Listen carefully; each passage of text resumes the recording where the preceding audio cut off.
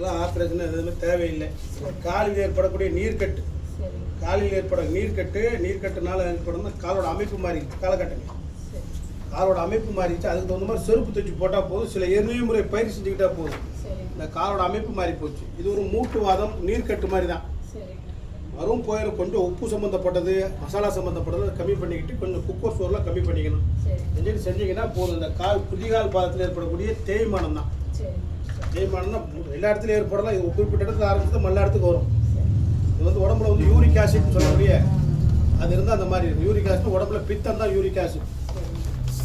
கால் பாதத்தில் ஏற்படக்கூடிய குருடுன்னு சொல்லுவாங்க. குருடு, ரத்தக்கட்டு, வீக்கம், நாள் பட சரியாக போய் ஒன்றும் பயப்பட வேண்டியதில்லை. கொஞ்சம் எளிய முறை பயிற்சி செய்யணும். வீட்டோட தானே இருக்கிறீங்க, செஞ்சீங்கன்னா சரியாக போய் ஒன்றும் பயப்பட வேண்டியதில்லை. இது வந்து ஒரு விதமான ஆர்த்தடிஸ்ன்னு சொல்லக்கூடிய தேய்மானம் தான். சரியாக போய் உங்களுக்கு மாதப்பட நின்று போச்சுங்களா? அதெல்லாம் சரியாக போய் ஒன்றும் பயப்பட வேண்டியதில்லை. வாங்க.